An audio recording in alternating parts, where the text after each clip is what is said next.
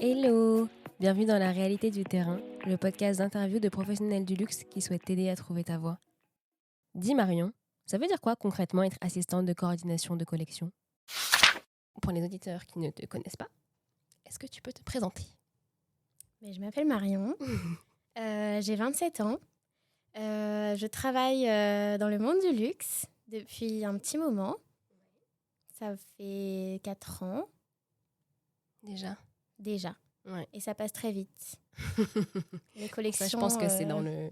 Quand tu arrives dans le monde du travail, dans tous les cas, ça passe vite. Oui, malheureusement. Donc j'ai fait un bac ES, suivi d'une bi-licence éco-gestion et anglais à Nanterre. Donc après la licence, j'ai passé les concours pour les admissions parallèles, pour les écoles de commerce. Admission parallèle. C'est ça. Ouais. Pour rentrer du coup en 3e année, j'ai été admise à Neoma. Ouais. Nous nous sommes rencontrés. Ouais. Mais quand j'ai été en classe, du coup, j'ai choisi une supply chain dès la première année. C'est vrai? Est-ce que tu te spécialises directement quand tu arrives du coup? Oui, nous on devait directement choisir une matière additionnelle en plus. Okay. Du coup, je ne savais pas ce que c'était, la supply, mais c'est ce qui m'intéressait le plus dans tout ce qu'on nous proposait. Ouais. Pourquoi? Dans le sens, qu'est-ce qui t'a parlé plus que d'autres En fait, je ne connaissais pas du tout ce terme. Et j'avais quand même vu un petit peu, en cherchant les écoles et tous les programmes qu'ils faisaient et tout, j'avais vu quand même ce que c'était. Mais c'était très flou, mais c'était quand même très intéressant.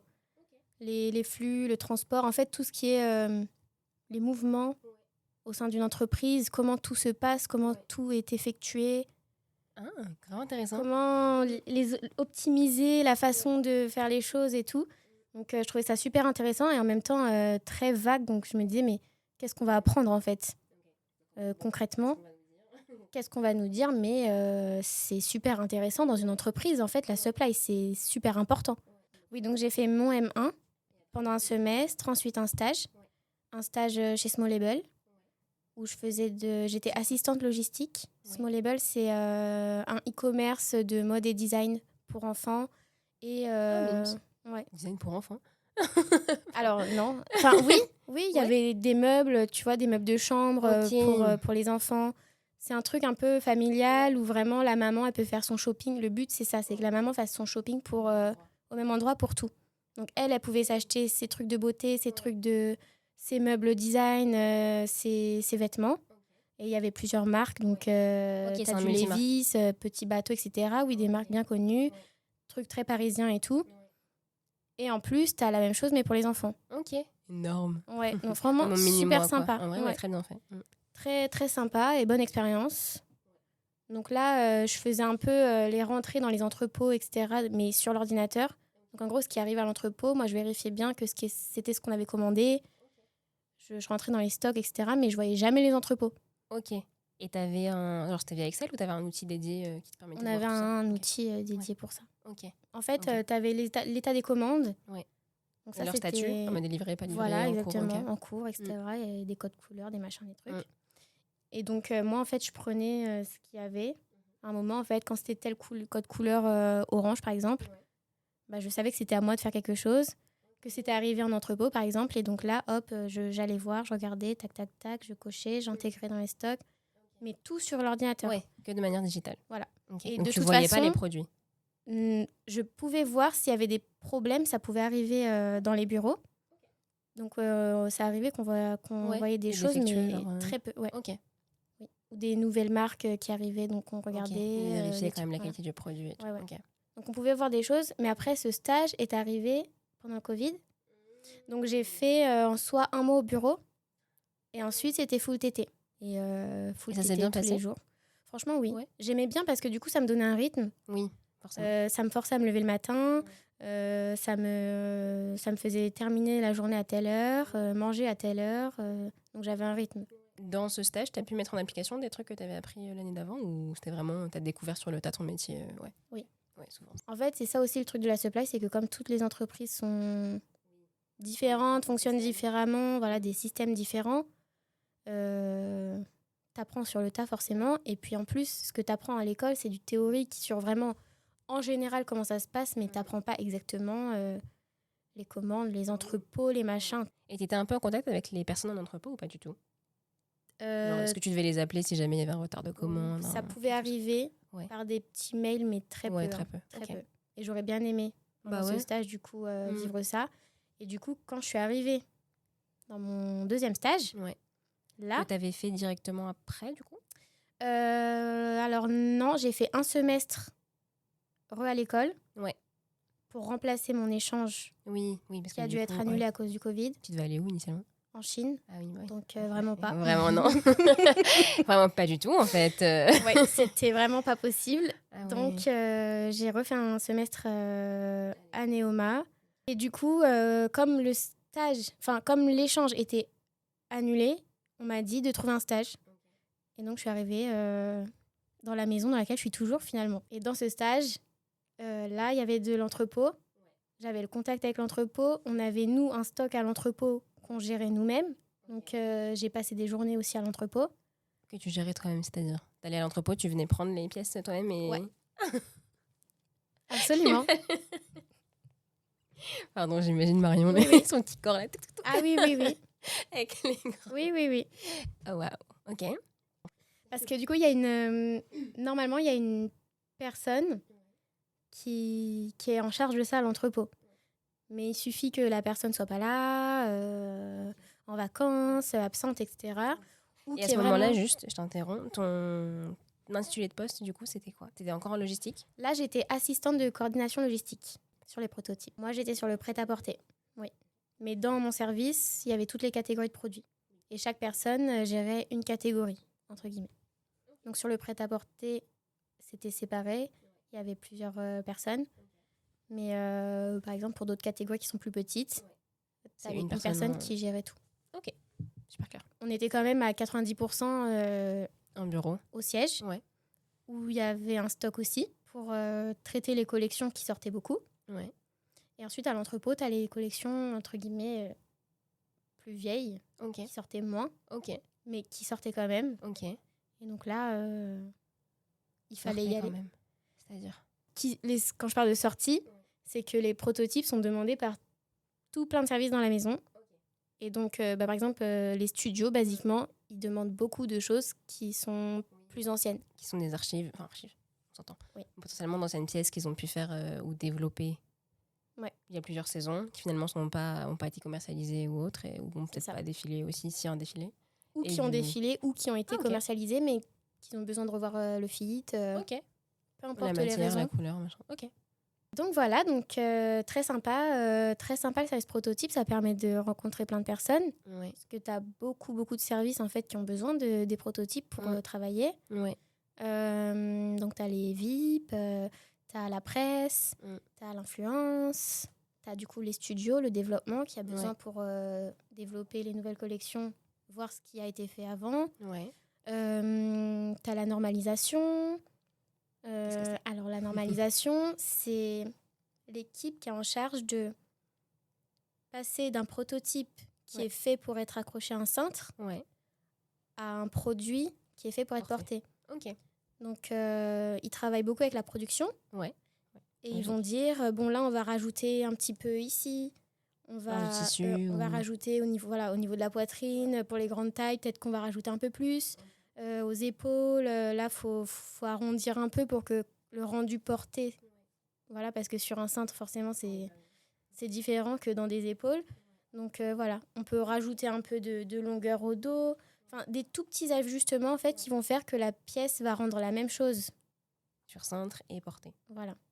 Et adapté parce que aussi tous les clients ne sont pas des mannequins, donc il y a aussi ça à adapter.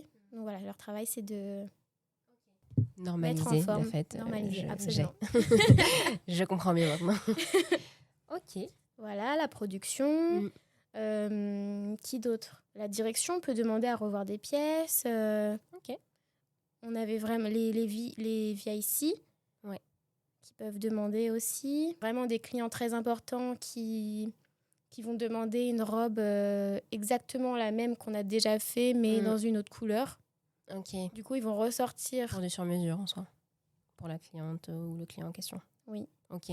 Les VIC, c'est le département du coup qui s'occupe des clients les plus importants de la maison. C'est ça. Ok. Je comprenais pas. Okay. Comme ça, un client peut demander en mode. Oui. Mais effectivement, à partir du moment où il y a, je sais pas, soit pour des trunk shows ou des expositions, des showrooms un peu beaucoup plus privatifs, effectivement, on peut ressortir des pièces et donc le département vient te demander à toi. Oui. Ok. Enfin, toi. À votre équipe en disant on a besoin d'avoir ces pièces-là, telle date, machin. Et de fait, toi, dans tout ça, tu coordonnes du coup ce que tu disais tout à l'heure, les mouvements de cette pièce. Donc tu sais, j'imagine que tu dois savoir à quel moment, où est la pièce en gros. Oui.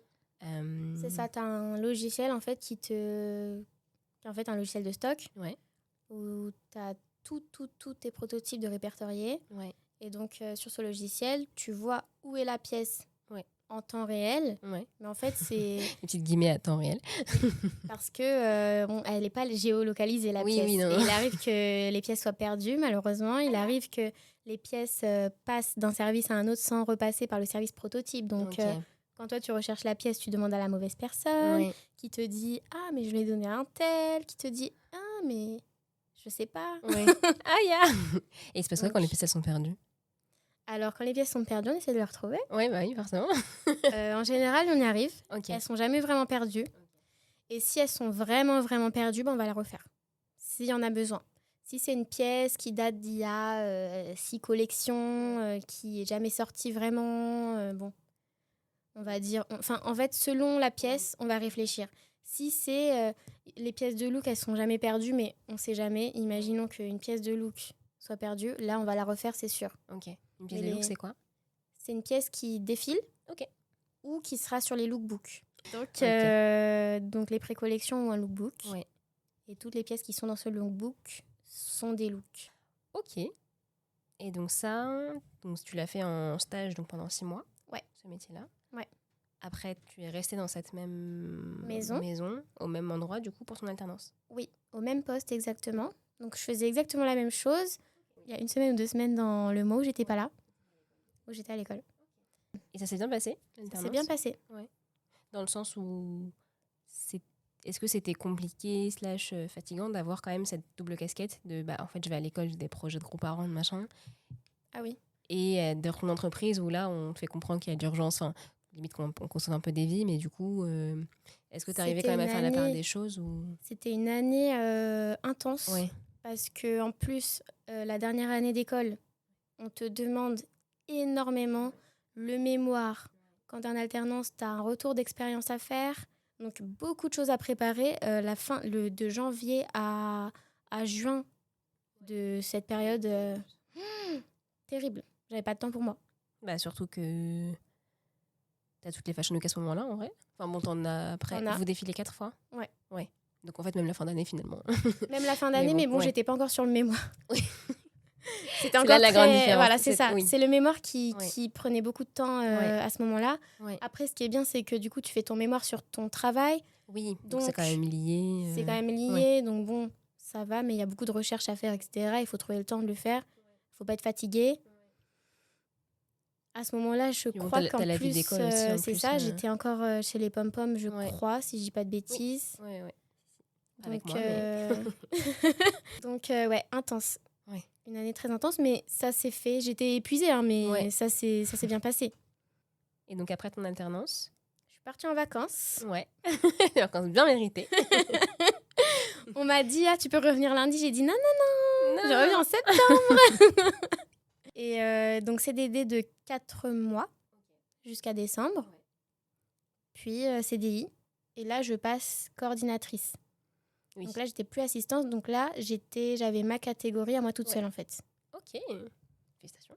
Merci. Ta catégorie qui était, du coup ? Le chaîne et trame. Prêt à porter. Ouais. Donc, chaîne et trame, c'est tout ce qui concerne les chemises, les vestes. Chemises, tailleurs. Pantalons, flou. Tailleurs flou. Donc, tout ce qui est robe fluide, sportswear. Sportswear. Les manteaux. Les manteaux qui ne sont pas des cabans qui, eux, vont être dans le tailleur. Oui. Ok. Les doudounes. Les doudounes. Ok. Ok. J'en apprends tous les jours. Ok. Donc là, tu as ta propre catégorie chaîne et trame. Donc là, j'ai ma propre catégorie. Donc en fait, si n'importe qui dans la maison veut un prototype chaîne et trame, eh ben, c'est à moi qui fais le mail. Donc là, beaucoup de travail. Parce que le chaîne et trame, c'est énorme. Donc oui, beaucoup de travail. Mais en fait, génial d'être soi-même responsable de ce qu'on fait. Là, moi, c'est ce que j'aimais en fait, c'est gérer mon temps, prendre mes propres décisions. Donc ça te met quand même une pression en plus parce que si tu prends pas la bonne décision, bah, c'est sur toi que ça retombe. C'est la première fois que du coup tu es vraiment j'étais responsable. Ouais. Mais en fait, bah, si tu fais bien ton travail, tout se passe bien. C'est juste que bon, la quantité de travail qu'il y a peut être difficile à gérer. Mais franchement, ça a été. Je te dis ça maintenant, c'était dur sur le moment. De manière rétrospective, ça va, mais oui. Ok. Mais à part de fait gérer ces mouvements de proto, il y a autre chose que tu dois faire à ce moment-là? Parce que tu parlais tu dois prendre des décisions. Ouais. C'est quel genre de décision? Est-ce que tu prêtes pas? Enfin, tu vois ce que je veux dire? Oui, en fait, le truc, c'est que tu peux avoir 5 personnes qui t'envoient un mail dans la journée te demandant la même pièce. Okay. Et donc, c'est là qu'il faut prendre la décision de gérer, ok, donc à quel moment, toi, il te la faut absolument. Est-ce que tu peux pas l'avoir plus tard? Est-ce que si tu la vois maintenant, juste ce matin, ça te suffit et ensuite, tu peux la passer à la personne qui a besoin de la shooter demain? En fait, c'est une grosse organisation dans sa tête et une connaissance de ce que les autres services ont vraiment besoin parce que eux vont te dire c'est urgent. Oui, forcément. En fait, non. C'est pas urgent puisque c'est dans 3 jours que tu en as besoin. En 3 jours, quelqu'un d'autre peut faire beaucoup de choses avec la pièce. Mais eux se rendent pas forcément compte du travail des autres services. Parce que c'est vrai qu'en fait, quand tu es dans ton truc, tu sais pas du tout ce qui se passe ailleurs. Bah, là, le travail de la coordination logistique, en fait, c'est ça. C'est vraiment d'organiser les sorties des protos et de s'assurer en fait que tout le monde réussit quand même à avoir la pièce pour que en fait, la pièce elle puisse vivre, puisse bien se passer. Parce que imagine, du coup, on n'a pas le temps de la faire shooter. Elle peut pas se retrouver sur le site. Elle n'est pas vendue. Problème. Imagine, il faut que Miley Cyrus la porte mardi soir. Bah, si elle n'est pas rentrée du pressing mardi soir, on ne peut pas lui envoyer. Elle ne la porte pas. Et elle va porter la pièce d'une autre maison. On n'est pas content. Donc en fait, c'est que ça. Et du coup, faut bien tous noter parce que du coup, il faut que tu penses que ce proto revient tel jour et doit absolument repartir. Et puis des fois, tu as des mauvaises surprises, c'est abîmé, donc il faut faire réparer. Donc en fait, c'est ça, c'est des décisions de à qui je vais donner. Et qui, je suis sûre, va me rendre parce que t'en as que tu dis rends-moi le pantalon vendredi. Le vendredi, la personne elle est partie en week-end et elle t'a pas rendu le pantalon. Donc c'est beaucoup de... Oui, penser à tout. Rien oublier. Anticiper les périodes. Savoir que toujours à certaines périodes, bah, on va te demander la collection pour la production. On va te demander... Tu sais qu'il y a des sorties qui sont tout le temps fixes, entre guillemets. On te demandera toujours dans le sens de la collection. Une fois que ça a défilé, par exemple, tu sais que... On va te demander la production, on va te demander... oui, du coup, j'ai besoin du prototype. Voilà. Donc, tu sais qu'il y a des grosses sorties qui arrivent. Donc, tu dois aussi anticiper ça. Et tu sais que quand ça sort plus trop, il faut que tu débarrasses ton stock pour pouvoir, à l'entrepôt, pour qu'une nouvelle collection puisse arriver. Parce que aussi, il y a un truc de gestion d'espace. Parce que malheureusement, on ne peut pas avoir des rangements à l'infini. Ça serait bien si c'était possible, mais c'est pas le cas. C'est pas le cas. Du coup, il faut réussir aussi à organiser son espace. Ok. Et ton espace, il est où du coup? Au bureau? Il y a un bureau, un stock. Ouais. Donc, typiquement, avec dans votre équipe, vous avez tous un stock dédié? Ou tout est au même endroit? Tout est au même endroit. Mais avec un stock dédié pour chaque... Voilà. Mais des espaces pour chaque catégorie. Ok. Mais de fait, ton espace, tu dois le gérer parce que si tu n'as pas de place, tu dois gérer peux ton pas espace. aller prendre voilà. chez les autres. Beaucoup de range ta chambre au final. Voilà, faut pas être bordélique. Ouais. Et puis, tu peux avoir aussi des retours... je sais pas, quelqu'un qui, avant de partir en vacances, se dit « Je vais rendre tous les protos que j'ai dans mon bureau. Et puis, toi, tu arrives et tu te récupères 5 portants. Il faut savoir où les mettre. Ouais. D'accord, c'est pas un petit Ah short non, sur non. un cintre, un truc. Non, non, non. Il y a des petites sorties comme ça c'est sympa. Ah oui. Mais t'as aussi des sorties Plus conséquente. Ouais, tu vois, c'est je te le disais un lundi, c'est vraiment le genre de métier, en tout cas, avec lequel je travaille vraiment pas, mais pas du tout. Parce que de fait, tu es en début de collection, moi, là où je suis en toute fin. Ouais. Donc, je découvre. J'aime trop, vraiment intéressant. Oh, waouh, ok. Ok, j'avais vraiment pas ça en tête. C'est vrai? Bah non. Tu sais, je T'attendais à quoi? me Tu pose pas la t'imaginais question, quoi? quoi. Ah, tu te poses pas la question? Non. Parce que comme je suis du coup en fin de chaîne où moi, les produits sont déjà en magasin. Toute la partie, est-ce que ça va être commercialisé? Est-ce que c'est telle couleur? Est-ce que... Moi, j'ai pas... Il n'y a pas tous ces problèmes. J'ai pas tous ces problèmes. Ouais. Parce que moi, je vois la collection, je la vois défiler. On visite le showroom après pour voir l'amplitude de fait de la collection parce que tout ne défile pas. On fait quand même un peu des paris de ça, tu penses que ça va bien se vendre ou pas? Ça, j'aime bien la couleur. On fait la même chose. Hein. Bah forcément, tout le monde le fait. Mais après, moi, la collection, je la vois plus. Jusqu'à ce qu'elle arrive de fait en magasin ou sur le site, parce que du coup, je travaille avec l'équipe digitale, donc forcément, je vois après, avant de mettre en ligne, où je les vois chaque année, je les revois en mode c'est vrai, je l'avais vu au showroom. Tiens, c'est marrant. T'aimais ça bien, a t'aimais ici. pas. Ah oui, tu vois ça. Ouais. Bah voilà. Ça peut m'arriver que je suis en mode c'est dommage, on n'a pas eu cette telle couleur. Même si on le sait en fin de showroom en général à peu près quelle pièce sera commercialisée ou pas. Mais typiquement, tout ce que je redécouvre en mode c'était pas jaune ça? Ah, maintenant c'est noir. Ok. Mais c'est un peu plus asymétrique quand même, je comprends pas. Ouais. Donc c'est pour ça que non, je me posais pas la question parce que j'étais en mode oui, je sais qu'il y a pas mal des choses. Il se passe forcément des choses parce qu'effectivement il y a des petites incohérences de c'est plus pareil, je comprends pas. Mais du coup, ok. De fait, sur ce métier-là, que tu as fait pendant quasiment 2 ans. Ouais, 2 ans et demi. Ouais, 2 ans et demi. C'est quoi un peu tes missions un peu récurrentes? Comme je te disais, c'est vraiment tous les jours traiter les demandes, suivre du coup aussi ce qui s'est passé avant. Donc tu as les nouvelles demandes et tu as celles qui sont encore en cours. Donc voilà, donc tu fais ça sur ton ordinateur, tu gères tes mails, mais tu as aussi toute une partie opérationnelle où du coup, tu peux aller récupérer la pièce à tel endroit, tu peux du coup ranger ton stock, faire les retours, donc récupérer ce qu'on t'a rendu, les rentrer sur ton logiciel, puis les retourner à leur place dans le stock. Donc ça, c'était vraiment mais la majorité, tous les jours. En fait, ça, c'est tous les jours. Que tu reçois des demandes tous les jours. Et après, tu as le rangement du stock. Après, tu as les déménagements où tu retires ce que tu as qui sort plus dans ton stock, que tu emmènes à l'entrepôt. Donc ça, c'était tous les 2 mois peut-être. Ouais, c'est quand même assez souvent finalement. Ouais, ça se remplit vite. Ouais. De fait. Sauf si on t'amène 5 portants. C'est ça. Okay. Donc ça, après, tu as tous les événements spéciaux, les défilés. Donc là, les défilés où on allait sur place, parce que c'est entre guillemets nos pièces qui défilent.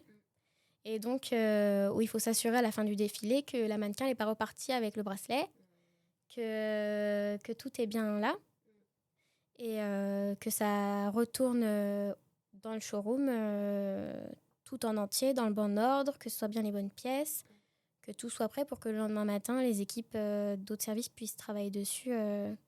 Comme il se doit et que la machine fonctionne. Voilà, c'est ça. Okay. Moi, mon premier défilé, c'était un défilé à l'étranger. Donc, wow. J'étais pas sur place. Ok. Mais, Tristesse. mais j'avais vu les pièces. Donc j'attendais de voir. C'était mon premier. Et puis le premier, t'es waouh, waouh. C'est fou ce qui se passe. Puis quand les pièces reviennent, tu te dis mais waouh. Ça a défilé sur tel mannequin. Ouais. Trop d'émotions au final. Ouais. Trop d'émotions. Et alors quand après tu t'es sur place, le défilé est à Paris. Oui. Et tu vas dans les backstage pour la première fois. Ouais. Mais c'est... Enfin, moi, j'étais pays des merveilles, quoi. Tu vois les mannequins, tu vois l'effervescence.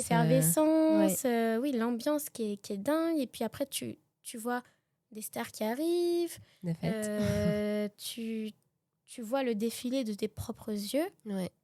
Ouais, tu te dis, en fait... C'est de film, quoi. Oui. Et franchement, depuis... Enfin, j'ai encore ce truc de me dire, le jour du défilé... mais je suis dedans, quoi. Enfin, j'ai participé à ça. Ouais. Ouais, tu te sens faire partie de. C'est ça, tu fais de partie tout. de l'histoire de la maison en fait, parce que tu vois, à tout moment, ça peut être un défilé historique. Dans 50 ans, on en parlera encore. Ouais. Et moi, je serais une petite mamie chez moi, je ne sais où. Et je dirais à mes petits-enfants, j'y étais. J'ai touché cette pièce. Ce proto-là, j'ai habillé cette mannequin, tu vois. En fait, je trouve ça génial en fait. Ouais. C'est un truc vraiment gratifiant de voir littéralement ton travail. C'est ça. Prendre vie, exactement. Pourquoi ça a été dur pendant 1 mois. Ouais. Pourquoi, ça a été dur, mais en fait, le rendu est tellement beau qu'en fait, on est juste content en fait. Ouais. Et après, le lendemain, ça repart. Ok, c'est bon, le monde des fées là. Donc la prochaine collection. Et de fait, tu parlais tout à l'heure qu'il fallait être très organisé, très dans l'anticipation, etc. En fait, à quel type de personnalité tu recommanderais, toi, le poste que tu as eu? En fait, pour ce genre de métier, il faut des personnes qui sont perfectionnistes, dans la rigueur, des personnes qui n'ont pas peur de travailler tout l'après-midi, à s'enfermer, à se faire un truc où vraiment il faut que ce soit terminé à la fin de la journée. Et donc, voilà, il faut des personnes qui soient concentrées. Il faut être quand même assez ouvert parce que tu vas parler quand même avec beaucoup de monde, beaucoup de services, beaucoup de personnes. Donc, il faut être sociable, quoi. Il ne faut pas être sauvage. Comment tu définis sauvage? Faut être ouvert à la discussion, quoi. Exactement. En tout cas, après, quand tu as, toi, la responsabilité de ta catégorie, faut aussi savoir trancher, faire ton choix. Bien, Et savoir dire non, ouais. Et finalement, savoir dire non, parfois. Pour pouvoir dire oui ailleurs. Hein, mais... Exactement, oui. Il faut savoir faire parfois, des concessions. Tout le monde ne peut pas avoir la même chose au même moment, donc bien sûr. Oui. Et gérer les priorités, etc. C'est ça. Et tu vois, cette question de gestion de priorité, évidemment, ça vient aussi avec avec l'expérience, le vécu. Exactement. Quand tu as commencé, du coup, est-ce que tu savais tout de suite dire, OK, c'est eux qui doivent avoir d'abord parce que justement, tu avais pris... Est-ce que ton manager t'a été dans ça ou vraiment t'as été un peu tu te débrouilles ma belle? Non, au début, comme j'étais assistante, en fait, c'est vrai. Je prenais pas la décision. Oui. Donc non, et puis t'apprends au fur et à mesure quand tu connais les services, quand tu sais pourquoi la sortie va être faite. Oui, ça t'aide aussi à jauger et arbitrer. Voilà. Donc t'apprends à choisir qui doit avoir la pièce à telle heure. Tu sais aussi le rythme de collection, donc tu sais qu'il y a forcément des services à qui tu peux pas dire non. C'est limite pré-réservé pour eux. Tu sais que là, tu dois prévenir les autres services que malheureusement, pendant 2 semaines, ça va pas être dispo. Eux aussi, il faut qu'ils s'adaptent en fonction et qu'eux anticipent. Oui. Ok. Il y a eu du coup une réelle gestion de projet, pour le coup, dans ton métier là, avant et dans celui que tu exerces maintenant. Oui. Est-ce que c'est grâce à ça, tu penses que tu as pu faire le pont aussi facilement, facilité par la mobilité interne, c'est sûr, parce que de fait, tu connaissais déjà beaucoup les personnes avec qui tu allais travailler, etc. Mais est-ce que c'est ces compétences-là qui ont pu t'aider justement à faire ce pont et tu veux dire la connaissance du projet Connaissance du projet et tes capacités justement à savoir prendre des décisions, anticiper, hiérarchiser aussi les demandes. Oui et non, parce que c'est très différent. Les décisions à prendre que j'ai maintenant et ce que j'avais au service prototype, ça va pas être les mêmes décisions et donc ça implique encore d'autres choses, des choses que je connaissais pas du tout en y arrivant. Même si je connaissais le sens de la collection, les services, pourquoi on fait ci, pourquoi on fait ça et tout, j'avais pas l'envers du décor qui m'a permis, dès que je suis arrivée de l'autre côté, d'être totalement opérationnelle. Pas du tout. En fait, je suis arrivée dans un monde, en fait, pensais que ça allait être dur. Et en effet, ça a été quand même au début, waouh. Un peu compliqué. Parce que maintenant, tu es de fait... Je suis assistante de coordination de collection. Oui. Donc, plus à la logistique. Là, tu es dans les équipes du coup développement. C'est ça. Ok. Je suis dans le département du développement. Développement produit. Produit fini, donc c'est le contraire du chaîne et trame. Et donc, le contraire du chaîne et trame, donc le produit fini, ça va être le cuir, le denim, la maille, le jersey et le sportswear technique. Donc à la coordination de collection, en fait, on est le lien entre les chefs de produits finis, et tout le reste de la maison. Donc là encore, c'est une histoire il y a beaucoup de connexions avec les autres services, mais il y a aussi la gestion interne du développement de la collection. Donc c'est vraiment le tout début de la chaîne, où là, en fait, tu reçois les inputs du DA par le studio, et il faut développer des pièces. Donc des premiers essais, hein, les tout premiers protos, qui n'iront même pas au service prototype, en fait. Ça va rester des essais qui seront retravaillés, modifiés, retouchés, et qui finiront par être un prototype validé, qui sera annulé ou non, et lui se retrouvera au service prototype. Qui sera annulé, ensuite. c'est-à-dire ? En fait, on développe beaucoup de pièces, mais tu as des pièces que le DA va pas aimer, donc qui sont annulées. Ok. Et du coup, elles vont où ces pièces ? Aux archives ? Elles vont quand même au service prototype, Ok. mais elles ont un statut annulé, donc elles ne vont pas pouvoir sortir pour tout le monde. Les pièces qui sont validées, qui font partie de la collection, elles vont vivre leur vie de star, en fait. Ouais. Donc, elles vont être prises en photo, Ouais. elles vont pouvoir être portées par les VIP, la presse, etc. Les annulés, ils n'ont pas le droit de... Oui, ils vivent pas leur vie. Ils n'ont pas le droit de sortir. Eux, ils sont reclus là-bas, là. Les annulés, ils sont au placard. Mais ils peuvent, ressortir dans une collection future. Ils peuvent être réutilisés comme idée pour développer des nouvelles pièces. La matière peut servir, la couleur peut servir. Donc en fait, ils sont quand même... Oui, ils restent quand même. Ils ont encore du potentiel. Ils ont quand même un potentiel. Pas sur la collection mais actuelle. Ils seront jamais en boutique. Enfin, jamais jusqu'au moment, sur la Summer 42, on va dire, j'ai une pièce, elle va parfaitement dans cette collection.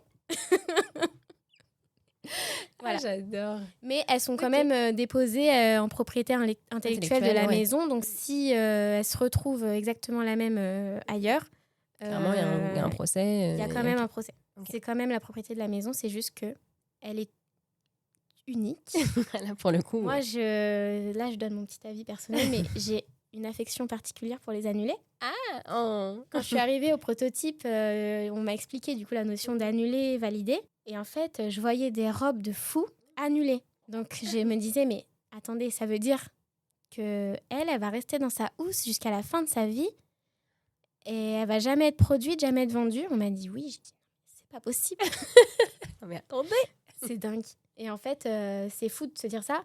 Et en plus, le truc avec ces annulés, c'est qu'ils sont uniques. Les validés, ils vont être produits. Donc, bon, tu as le prototype, mais ensuite, tu as toute une production. Donc, on va dire que de la robe, tu peux en avoir 50, tu peux en avoir 100 qui existent. L'annulé, il n'y en a qu'une. Donc, voilà, j'ai une petite affection pour les annulés. Quand ils sont beaux, en fait, ça fait un peu de peine, quoi. Oui. Voilà. Mais bon, elles auront peut-être leurs heures de gloire plus tard. Voilà.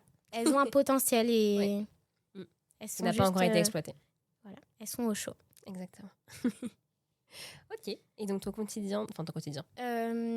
Du coup, la majorité de notre temps, c'est d'organiser pour le département la vie du département. Donc, il y a beaucoup d'essayages en période de collection. Tout ce qui est reçu, tous les prototypes qui arrivent vont être essayés sur un mannequin pour voir est-ce qu'on modifie ça, est-ce que ça tombe bien, est-ce que ça plaît. Donc, nous, on organise pour les essayages, du coup, les créneaux. Il faut qu'il y ait une mannequin de disponible.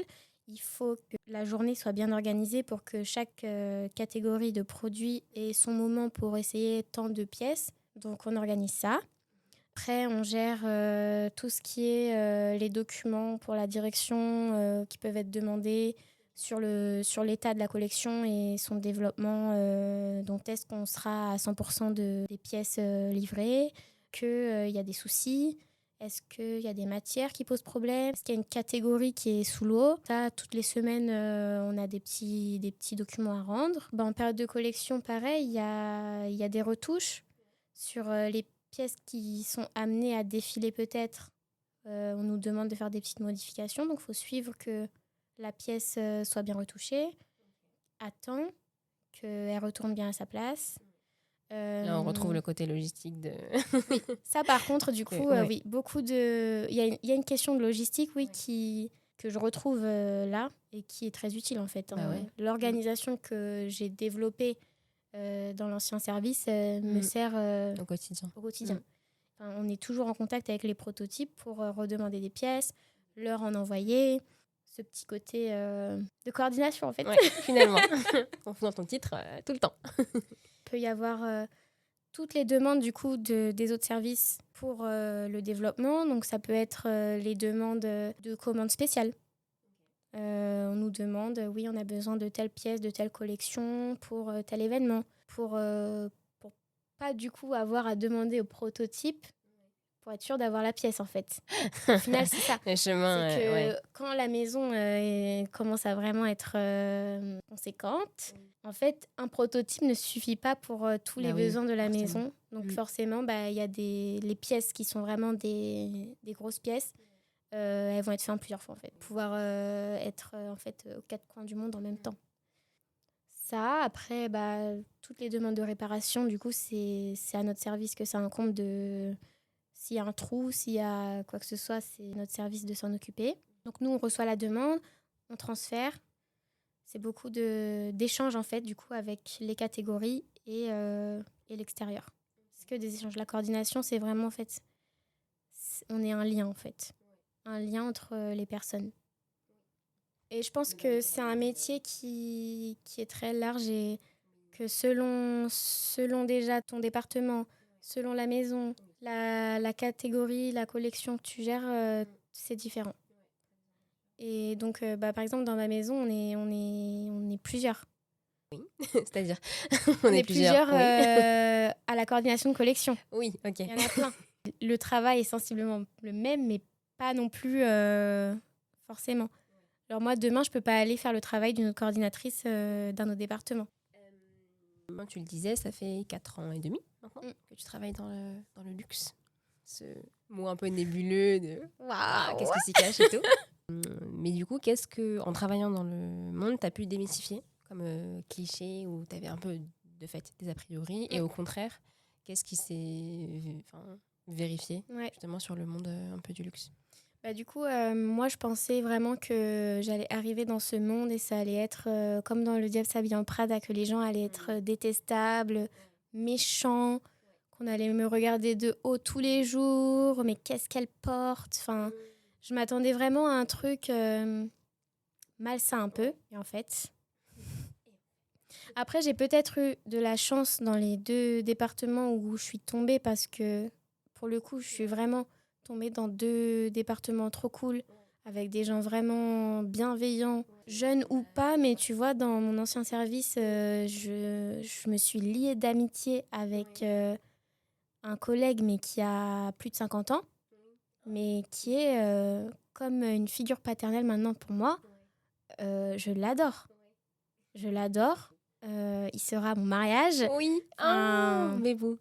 Vraiment, je pensais pas arriver à m'entendre aussi bien avec des gens, tu vois. Je pensais qu'il y avait vraiment ce truc de... Ouais, surtout au travail où tu as toujours un peu ces a priori, où on te dit non, les gens au travail sont pas tes potes, machin. C'est ça. Donc tu as déjà ce truc. Ouais. Et en plus, dans le luxe où tu te dis, c'est un monde un peu fermé et les gens sont guindés. Qui en fait, oui, il y en a. Mais forcément la majorité, ou en tout cas de ton expérience ou de ton vécu, tu as eu des bonnes expériences. Dans mon expérience, c'était vraiment pas du tout la majorité. En fait, les gens sont normaux. Les gens ont la même vie que toi quand ils sortent du travail. Ils peuvent être cool, ils peuvent être sympas. Tu peux devenir ami avec eux. C'est pas du tout ce à quoi je m'attendais en fait. Et je l'ai ressenti dès le premier jour où je suis arrivée dans la maison. Où je me disais, j'étais stressée, mais... Oui, forcément. J'étais stressée.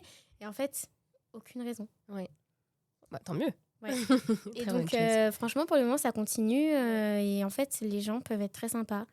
Les gens peuvent t'apprendre des choses. Les gens peuvent juste être ouverts, en fait, et être comme toi, quoi. Et donc ça, c'est très sympa.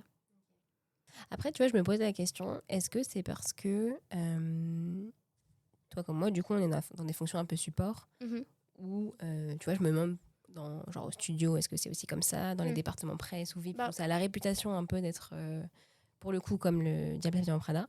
Que ça dépend des services, oui. Mais même chez les VIP, tu vois, ils peuvent paraître très durs, etc. Mais quand tu vas en rencontrer un, tu vas discuter un peu avec. En fait, c'est des gens normaux. C'est des gens normaux. C'est des gens normaux. C'est juste qu'ils peuvent peut-être avoir une pression plus grosse dans leur travail, où ils ont, entre guillemets, obligés de mettre en fait une barrière, où ils vont pas être eux-mêmes parce que en fait, ça leur demande trop, ou je sais pas.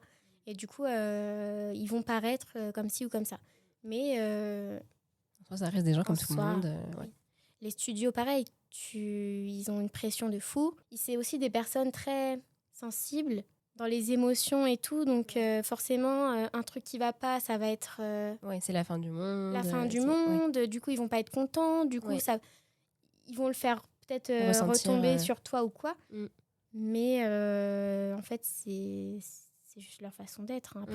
Après, il y a des personnes qui arrivent à gérer et des personnes avec qui ça bloque et ça va pas le faire. Donc, mais ça reste des relations humaines comme dans la vraie vie, entre guillemets. Tu peux trouver des relations humaines et bienveillantes.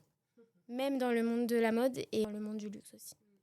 Donc non, ça c'est vraiment un truc que j'ai apprécié. Par contre, des trucs qui sont vrais, bah oui, t'es tout le temps en train de courir. C'est tout intense. Le temps intense. Là, c'est comme dans Le Diable s'habille en Prada, où elle court dans la rue pour je ne sais quoi, les jupes, je sais pas quoi et tout. Bah là, c'est pareil. Charge de travail. Peut-être que moi, maintenant, je suis habituée et du coup, je trouve plus ça bizarre. Mais oui, tu peux finir très tard. Tu travailles le week-end. Toujours avec ton téléphone à côté au cas où le téléphone sonne. Même quand tu es chez toi. Tu vas lire tes mails et voir ce qui se passe alors que tu es censé pas travailler.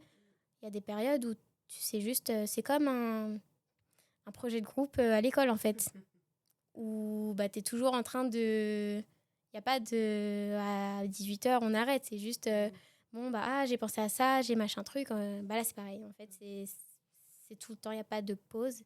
Et en fait, tu es obligé de te tenir au courant parce que si ça avance sans toi, le lendemain, toi, tu reviens en mode hier soir, je suis allée au resto et tout, j'ai pas du tout regardé mon téléphone. En fait, la collection a changé complètement et là, t'es perdu et hop, purée. Donc, ça bouge beaucoup. Tu dois quand même rester à l'affût de ce qui se passe et il y a beaucoup de choses, il y a beaucoup d'urgences à gérer. Ça, c'est vrai. Et ça, c'est d'autant plus le cas dans ton métier actuel ou c'était déjà le cas sur la partie proto et logistique? Les deux, franchement, oui. Parce que dans la partie proto, on avait ce truc de il nous faut maintenant tout de suite. Et maintenant, ça va être une urgence où on ne te demande pas le proto, mais on te demande qu'il arrive, qu'il soit livré tel jour, que la retouche soit faite en un temps record. On va te demander aussi des données, par exemple des pourcentages, des chiffres et tout. Il les faut pour tout de suite. Si c'est pour la direction ou quoi.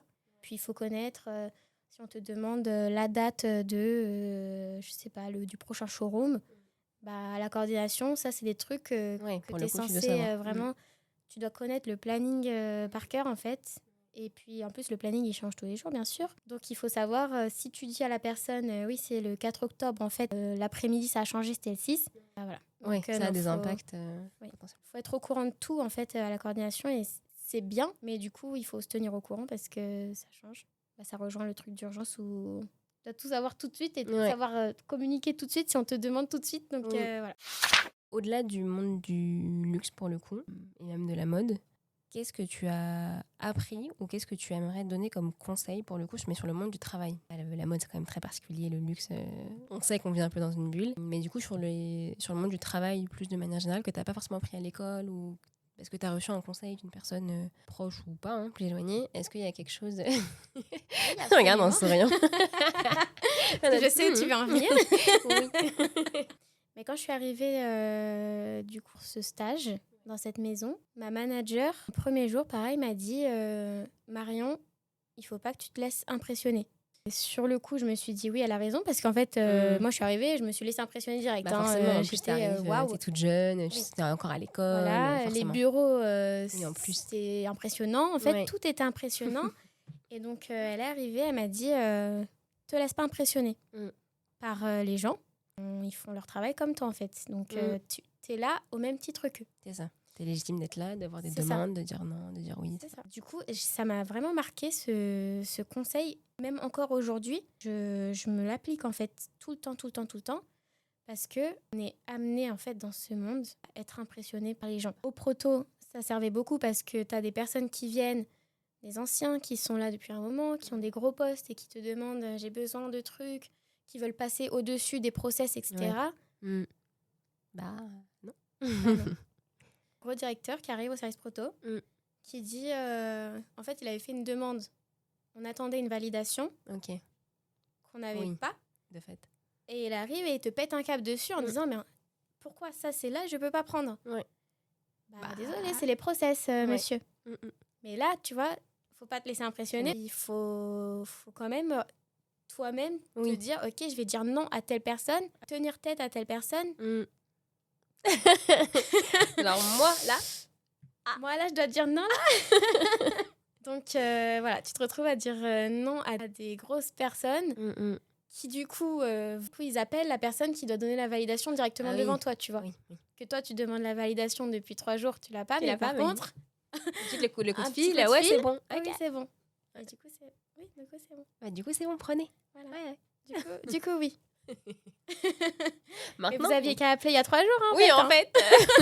Si c'est ça. Voilà. Ok. Ouais, non, mais... Donc, ça mélange le dire non et le ne pas se laisser impressionner. Du coup.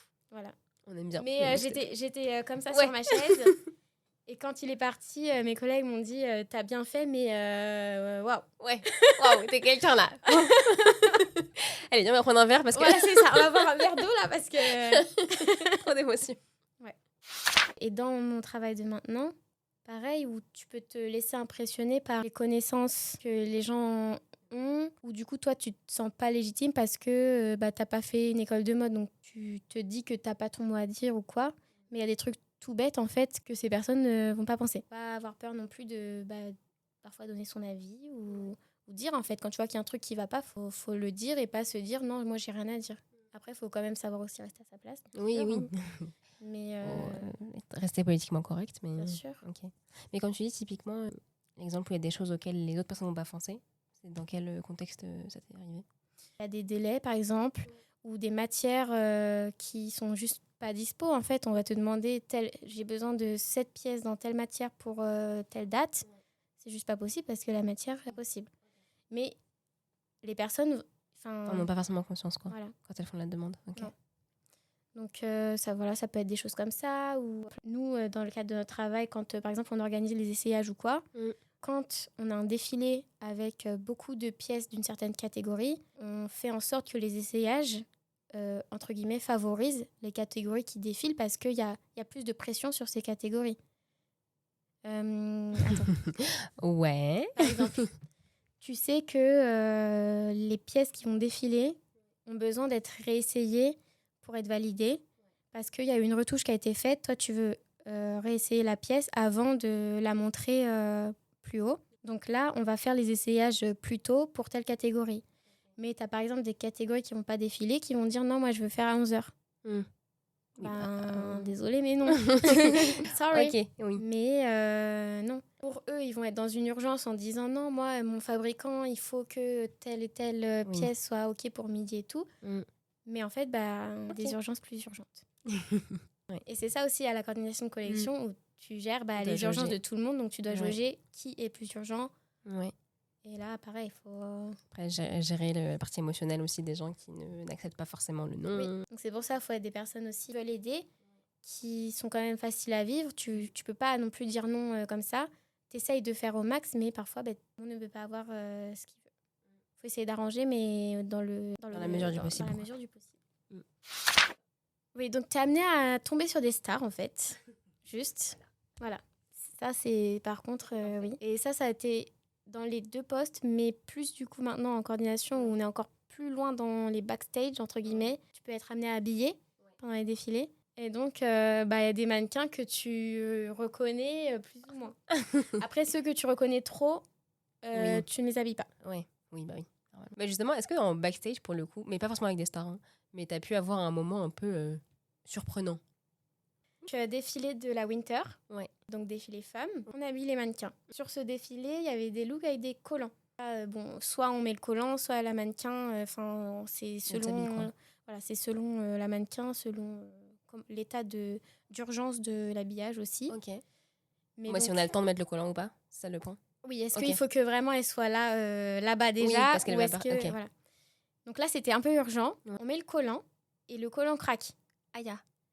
Mais on ne le voit que quand elle part pour se mettre dans la rangée. Ouais. Donc on voit le collant craquer. Ah, on la rappelle.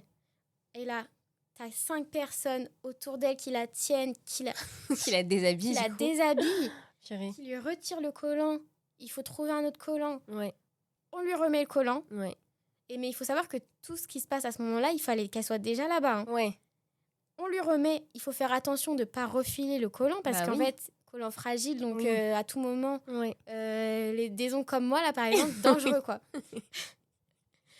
Donc, tu remets le collant est mis, il faut bien remettre et tout, elle repart. Et là, on voit une espèce de paillette à l'intérieur du collant, en fait. Il y avait un truc par terre, ou je sais pas, un truc dans le collant. Ouais.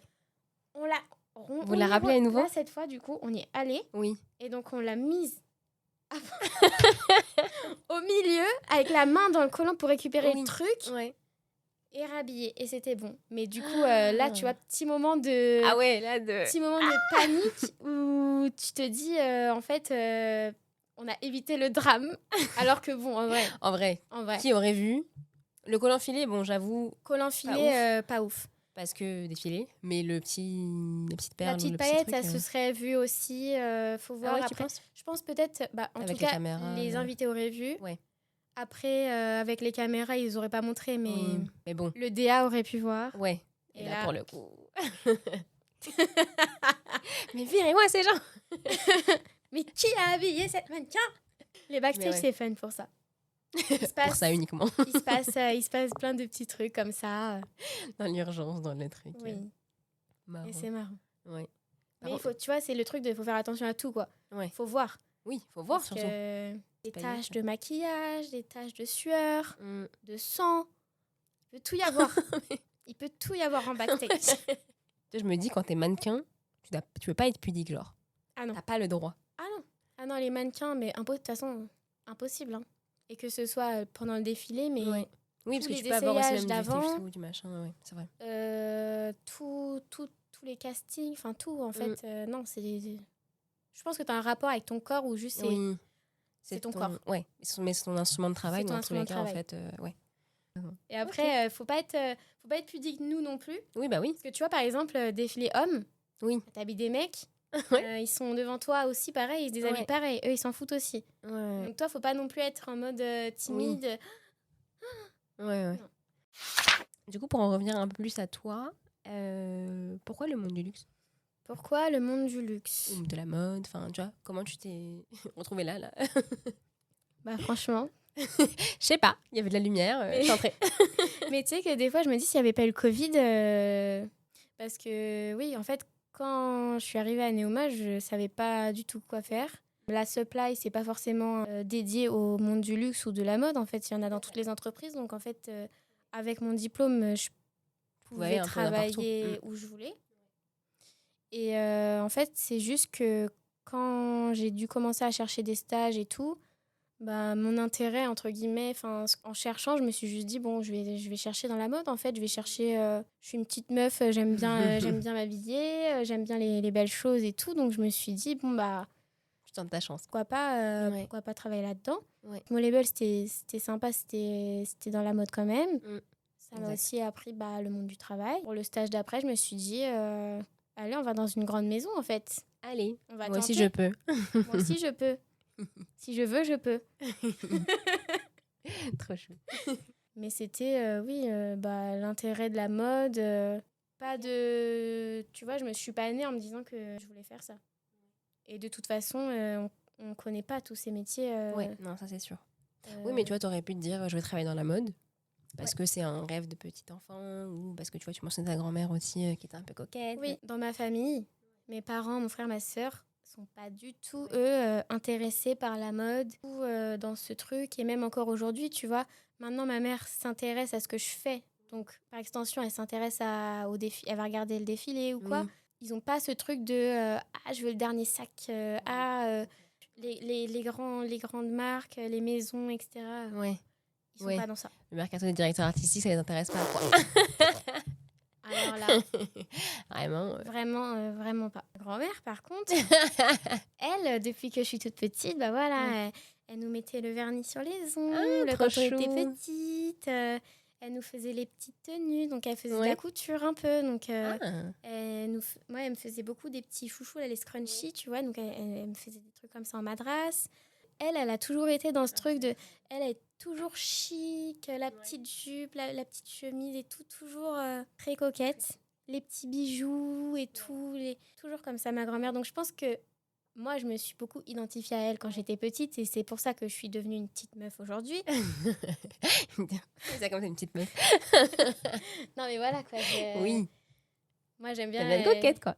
Ouais, j'aime bien les sacs, j'aime bien les chaussures, le vernis, tout ça. Enfin, le vernis, c'est sûr, c'est elle, mais tous ces petits trucs, le maquillage et tout, tu vois, que ma famille se maquille pas, par exemple. Voilà. Moi, je pense que je suis tombée dans ça grâce à elle. Ouais. Et, On le remercie. Oui, merci beaucoup. Et voilà, donc je pense que de travailler dans la mode, c'est un truc que elle, ça l'aurait fait mais trop kiffer. Ça l'aurait fait trop kiffer. En cherchant un truc dans quoi travailler, je me suis dit, bon, allez, c'est ça, en fait, c'est... Et tu vois, tu as exprimé tout à l'heure le fait que c'était pas forcément le métier que tu te serais vu faire plus tard. Tu savais déjà ce que tu voulais faire plus jeune ou... Quand j'étais petite, j'avais pas de métier prédéfini. Tu vois, comme mon frère, j'ai un frère jumeau, et donc lui, depuis petit, je veux faire pompier. Ok. Et il est pompier aujourd'hui. Trop bien. Moi, j'avais pas ce truc. Ouais. Je sais pas, quand j'étais plus jeune, j'étais en mode, je sais pas, je voulais gérer des business et tout, genre, je sais pas... Je sais pas, genre, tu vois, je faisais des trucs, genre, je signais des papiers, et je passais le papier, J'adore. tu vois, des trucs comme ça. Moi, je suis décisionnaire, donc je signe les contrats. Voilà.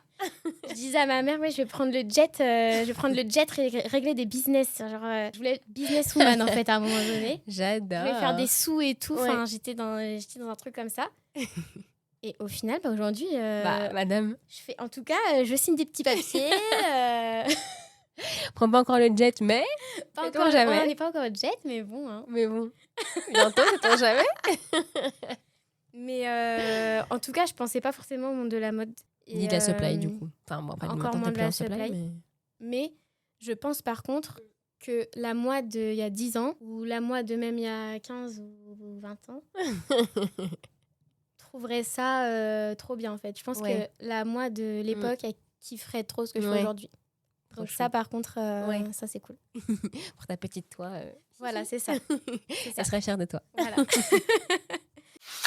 Tu vois, ce truc de devoir organiser, gestion de projet, machin, quelque chose que tu retrouves aussi dans ta vie perso, que tu aimes bien aussi faire ou pas? Depuis que je travaille avec ma collègue, je trouve que je suis plus organisée dans ma vie perso. Donc non, là, franchement, peut-être aussi d'avoir pris mon appart, ça m'a un peu plus organisée aussi dans ma vie, parce que t'as pas le choix. Voilà, c'est toi et toi, là. Toi et toi-même. C'est ça. Mais oui, je ressens quand même que je suis devenue un peu plus organisée aussi dans le perso. Dans le perso. Parce que tu vois, on se fait des plannings, des trucs comme ça et tout. Avant, j'étais pas... Enfin, dans le perso, en tout cas, j'étais... ok, oui, tel jour, je vois un tel. Tel jour, il y a cette soirée. Tel jour, je vais bruncher, trucs et tout. Mais là, maintenant, je me note tout dans mon agenda. Les personnes et tout, je sais. J'ai mes rendez-vous médicaux et tout, je gère les trucs. Alors, madame, hein. On prend les rendez-vous chez le dentiste toute seule. C'est oui, ça, madame. C'est ça. Et je me dis, même si genre j'ai pas mal aux dents, je vais quand même faire le check-up, genre. Voilà, Voilà. Donc genre une femme capable. Fait, j'ai une to-do de trucs perso. Non mais ça n'arrivait pas avant, tu vois. Bah ouais, non. Donc non, ça c'est depuis que du coup j'ai ma to-do du travail. Du coup j'ai un petit truc dans mon carnet perso où je sais que j'ai des trucs à faire et dès que j'ai un moment, hop, je vais faire. Je m'ajoute des trucs, je m'organise dans ma vie. Donc ça, c'est cool. Et même, tu vois, ça m'aide quand il y a des périodes calmes, Ouais. je vais m'organiser. Je vois à l'avance quand ça va être à peu près calme. Donc, je peux Oui. organiser des vacances, tu vois. Oui. Donc, je peux prévoir à l'avance. Ouais. Donc, je vais payer des avions pas trop chers. Oui. Alors qu'avant, tu te retrouves... Ah, ça y est, il y a une période calme. En fait, Oui. t'as rien C'est prévu trop tard. parce que Ouais. t'étais à fond dans ton truc. Et Ouais. du coup, c'est trop tard, ouais. Mm, mm. Donc, ouais, si. Il y a eu des implications sur ton... Ouais, j'ai eu des formations professionnelles positives. Il y en a des négatives ou non, ça va? Comme tu précises, je demande. Je pense niveau vêtements et tout, tu vois. Ouais. Je suis devenue peut-être un peu plus picky. Maintenant, il faut. Faut. Non, mais dans quel sens? Dans le sens où... Je regarde plus les matières ouais. ou autre. Oui, oui. En vrai, il faut. En vrai, il faut. Pour l'environnement et tout, voilà. Pour l'environnement, bien sûr. Mais même, tu vois... C'était clairement pas ça son... Non, mais je veux dire... Non, mais si. Oui. Après, l'industrie de la mode, malheureusement, ouais, c'est pas... on sait très bien que... c'est pas... Ouais. Voilà. Ça et la food et tout, on sait très bien qu'en termes d'eau, Voilà. entre autres... Mais tu vois, je vais aller dans un Zara, Mm. je vais toucher et tout. Tu regardes, oui, ok, tu regardes la matière. Un truc, je le sens pas. Avant, j'aurais même pas pensé, Oui. tu vois. Ouais. Maintenant, j'ai un peu plus ce truc de regarder. Mais je disais plus, tu vois, genre les sacs, les chaussures et tout. C'est une déformation malsaine, entre guillemets. Ouais. Où genre, on est tellement entouré Oui. de luxe, Oui, je vois ce que tu veux dire. de trucs, de machins, tous tes trucs. Il y a des nouveaux trucs, il y a des machins. Ouais. Tu veux tout le temps, en fait. Oui. Et même si t'as pas besoin, c'est trop des... Enfin, Ouais. tu vas quand même... T'es un peu dans On une est clairement matrice matrixé. de... Vraiment. Ouais. Alors qu'il n'y a pas besoin. Mais tu vas Oui. quand même l'acheter parce que c'est une bonne affaire. Ou parce que, mais c'est telle collection. Yes, les ventes privées. Les ventes privées. Et ça, tu vois, c'est un truc où si t'es pas dans ce monde, en fait, ok, oui, tu vas te faire kiffer, tu vas en avoir et tout, selon ta vie et tout. Mais là, dans ce monde, en fait, t'es amené à... Et ça, c'est... Oui. On n'a pas besoin de temps. Non. Mais oui, je comprends ce que tu veux dire. T'as pas besoin d'avoir 10 paires de chaussures, en fait, Non, ma belle. et t'as pas de place, en fait. Tu vas les mettre où? Écoute, je vais aller ranger ma chambre comme ton petit, ton petit stock, là. Oui. Voilà, des formations aussi, tu vois, tu t'organises mieux aussi dans tes affaires. Tu ranges un peu plus... Ouais. Il y a moins de place. Il y a moins de place. Et quand faut... On n'a pas de stock Il y a externe. pas d'entrepôt. Est-ce que tu aurais une œuvre, une ressource, plus globalement, que ce soit un film, une série, un livre, une musique, peu importe, aimerais recommander parce que ça a pu te marquer, changer ta vie, ou juste te faire réfléchir, tu vois, à certains aspects? Qu'est-ce que ça serait? Du coup, j'ai lu L'Alchimiste l'année dernière, quand j'étais en vacances. Il est dans ma liste à lire. Tu l'as pas lu encore? Non, pas encore. C'est pas un gros livre, il est très court à lire. Ouais. Je suis pas une meuf qui réfléchit dans les livres et tout. J'aime pas trop les livres de développement personnel, etc. Ok. Et là, c'est tourné en histoire. Donc, c'est un roman, c'est une histoire. Voilà. Ouais. Mais ça te fait réfléchir en fait, sur ce que tu veux dans la vie. Sur est-ce que t'es fait pour faire quelque chose ou est-ce que c'est toi qui choisis? Au final, le trésor, est-ce qu'il est ailleurs? Est-ce qu'il est plus proche que ce que tu penses? Est-ce qu'il y a plein de choses en fait de ce qu'est la réalité au final en fait. Donc. Ça permet de réfléchir pas mal, remettre en question pour le coup des vérités de ce que tu pensais. Et en fait, donc, je l'ai lu quand j'étais en vacances. Ouais. Pendant que je le lisais, il y avait d'autres touristes qui m'ont dit « Ah, t'es en train de lire L'Alchimiste et tout, c'est la combienième fois que tu le lis ?» La première fois. Comment ça? Je comprends pas la question. Et qu'en fait, apparemment, si tu le relis, tu vas l'interpréter différemment. Selon où t'en es dans ta vie, selon en fait, plein de choses. En fait, parce que je pense que les questionnements que tu peux avoir, du coup, ça t'apporte une sorte de réponse sur ce à quoi tu as dans ta tête à ce moment. Bon, je l'ai pas relu encore, mais je compte le relire. Bon, justement. Pour voir s'ils avaient raison ou pas. Ou est-ce que j'en arrive à la même conclusion. Mais en tout cas...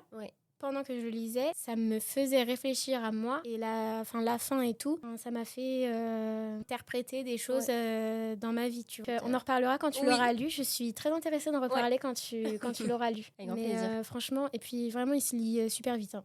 Dès que je l'ai lu, je te rappelle en mode mal. Faut qu'on parle. J'ai lu le livre. Le book club maintenant. Oui, c'est ouf. Allez. Je vais essayer de le relire d'ici là, comme ça, sur la première lecture, la deuxième lecture. Ouais. Recommande. Et de fait, dernière question que je t'ai demandé de préparer évidemment, parce que si tu avais voulu l'écrire, tu n'aurais pas forcément pu le sortir comme ça d'un coup. Et toujours dans cette optique de livre, hein, pour le coup, c'est un peu le fil rouge. Si on devait te découvrir, et te découvrir, que ce soit ta personnalité, toi, etc., ta personne, via du coup la 4e de couverture d'un livre, qu'est-ce que ça serait? Qu'est-ce qu'on y lirait? Bah du coup, qu'est-ce qu'on y lirait? Je vais pas te dire genre ouais, souriante et tout. Pourquoi pas? Mais oui, en soi, Ça te oui, définit, quelqu'un en vrai. qui de la vie, qui est optimiste, qui voit Oui. le bon part. Que là, en y repensant à tout ce que je t'ai dit, tu vois, des gens et tout, où je te dis oui, en fait, c'est juste que eux, ils ont leur propre combat. Du coup, Oui. bah, hein, en fait, je pense que des personnes qui sont moins optimistes Oui. vont peut-être pas voir la même chose ou Oui. interpréter les gens de la même Ouais, façon, ouais. mais juste Elle était timide. ouais. Non. Mais du coup, je voulais sa réponse. On dirait que je suis un petit être souriant et toujours de bonne humeur, qui aime son travail et qui se donne à fond, qui adore les sacs, les vestes et les chaussures, mais qui, quand je pars en vacances, préfère partir au bout du monde avec un sac à dos sur une petite île pour y plonger et surfer. Si je devais m'attribuer un personnage de fiction, je dirais donc Hannah Montana, vu que je profite du best of both worlds. Non, mais c'est trop vrai. Non, en vrai, c'est trop vrai. Je dirais pour finir, Oui. si je dois parler de moi, je suis un peu nuancée en fait. Dans mon truc de oui, j'adore les sacs, j'adore les ongles, j'adore être coquette et tout. Mon travail qui est dans ça aussi, où c'est pas superficiel, mais Il y a un côté hein, en soi un où les côté gens voient ça comme où- superficiel. voilà. Mais on en parlait avec Nassim justement, donc t'écouteras son interview. Allez checker Allez l'épisode de checker. Nassim. Bah voilà. Donc il y a tout ce côté, mais que j'adore en fait, dans mon travail et dans ma vie à Paris. Mais c'est vrai que ces dernières années, du coup, je me suis mise à voyager. Je suis allée en Asie plusieurs fois, j'ai fait plusieurs pays et tout. Et en partant avec un sac à dos pour 2 semaines, où on dormait sur Dans la des tentes, plage, on vivait très simplement en fait. Oui. Il n'y avait pas de sac, il n'y avait pas de chaussures. Pas de strass et de paillettes. Pas de strass de paillettes, c'était vraiment la vie au plus simple. Et en fait, mais je ça fait du bien aussi. Je kiffe aussi. Je me suis dit, en partant dans ces endroits, tu rencontres en plus des gens. En fait, ils sont tellement loin de. Enfin, en fait, c'est là où tu te dis, oui, j'avoue, On est vraiment dans une l'utilité de ton travail dans le vrai monde. Peanuts. Bah, en fait, exactement, c'est peanuts. C'est bien quand même, cette petite bulle dans laquelle on se met. Pas non plus se dire.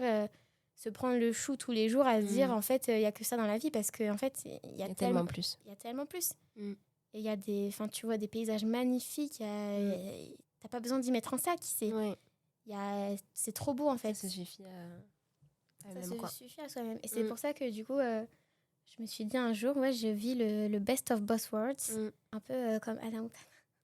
Très star. Voilà. J'adore. Et en fait ça fait une balance. Ouais. T'as trouvé le bon équilibre. Oui, je pense que c'est pas mal comme ça. Tu commences à en avoir marre de travail et tout. Tu peux partir en vacances, hop, tu pars te ressourcer dans la simplicité et dans juste, tu respires en fait. La vie est simple, tu te prends pas la tête et tout. Mais c'est vrai qu'il y a un moment donné où je me vois pas vivre non plus à 100% de ma vie là-bas. Donc ça fait que quand t'es parti et que tu reviens, t'es trop content de retrouver tes petits trucs superficiels, mais c'est juste, je sais pas, c'est un équilibre. Non, c'est un bon équilibre. Ouais. Sur ces belles paroles qu'on va se quitter. Mais ok, merci beaucoup. Bah, merci à toi. J'adore tout ce projet. Bravo. Avec plaisir. Je mettrai le générique en bloopers à la fin. Best of both worlds. Merci d'avoir partagé ce moment avec nous. Pose tes questions en commentaire ici ou @ la réalité du terrain _ podcast sur Instagram.